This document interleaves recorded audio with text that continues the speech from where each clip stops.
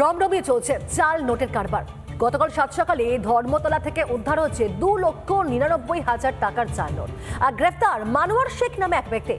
Note পাচারে আড়ালে তাহলে কি সর্বান্তরের অর্থনীতি তৈরি কোনো পরিকল্পনা চলছে, নাকি অন্য কোনো কারণ রয়েছে পেছনে? পুরো বিষয়টি খতিয়ে দেখছে কলকাতা পুলিশ।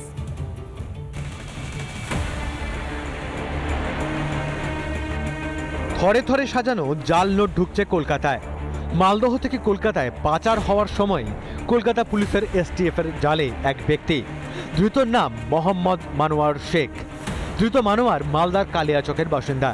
উদ্ধার হয়েছে 598টি 500 টাকার জাল নোট, যার মূল্য 2,99,000 টাকা।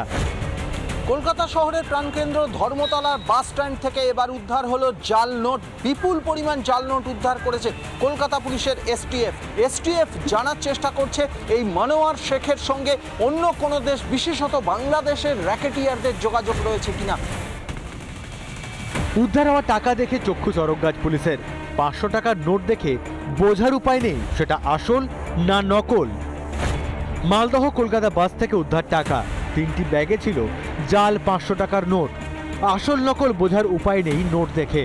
সহজেই জাল নোট ছড়িয়ে দেওয়ার পরিকল্পনা।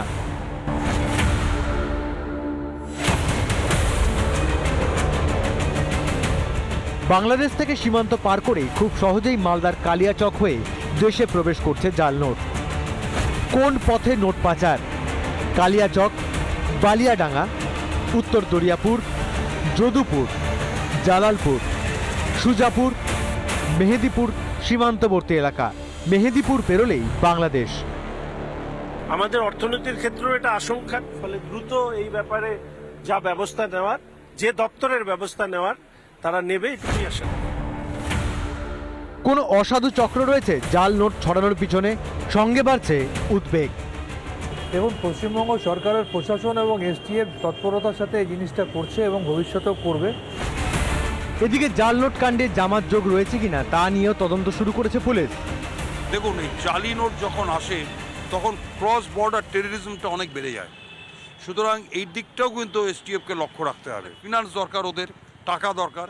সেই টাকাটাকে ইউজের জন্য পাঠিয়েছিল কিনা, কে পাঠিয়েছিল, কার মাধ্যমে বাংলাদেশ থেকে এলো কিংবা অন্য জায়গা থেকে এলো, সেটাকে নিরূপণ করা দরকার।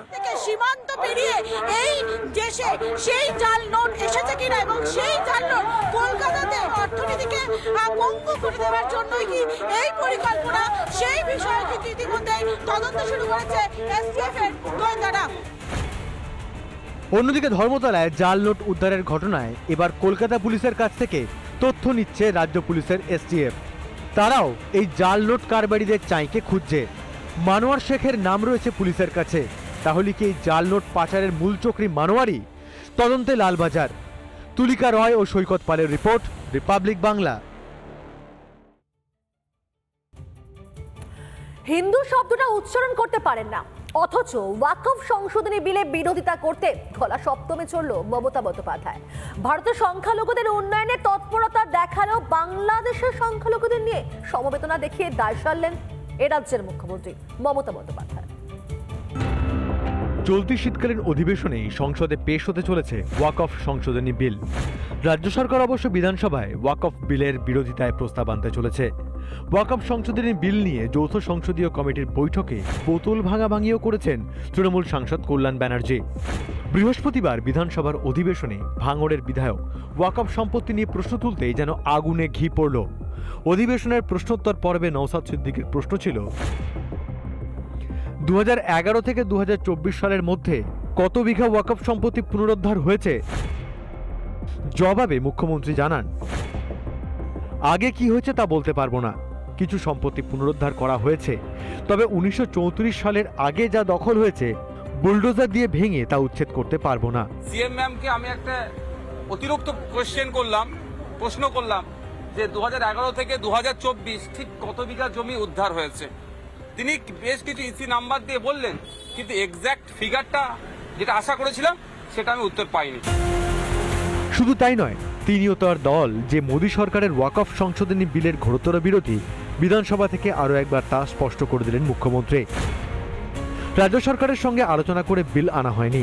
রাজ্যগুলিকে জানানো উচিত ছিল, আমরা ধর্মনিরপেক্ষ দেশ, বিল আইনে পরিণত হলে ওয়াকফ ব্যবস্থা পুরোপুরি ভেঙে পড়বে। এরা অধিকার কেড়ে নিতে চাইছে। আমাদের সাংসদরা প্রতিবাদ করেছিল বলেই যৌথ সংসদীয় কমিটি গঠন করা হয়।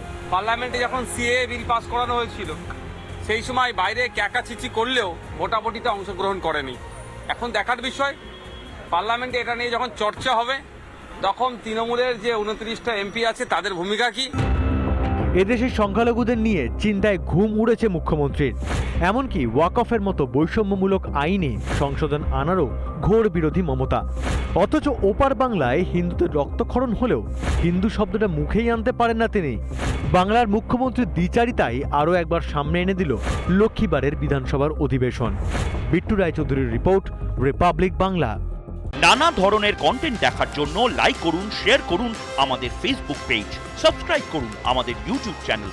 পাশাপাশি অন্যান্য ব্রেকিং নিউজের জন্য অবশ্যই চোখ রাখুন রিপাবলিক বাংলায়।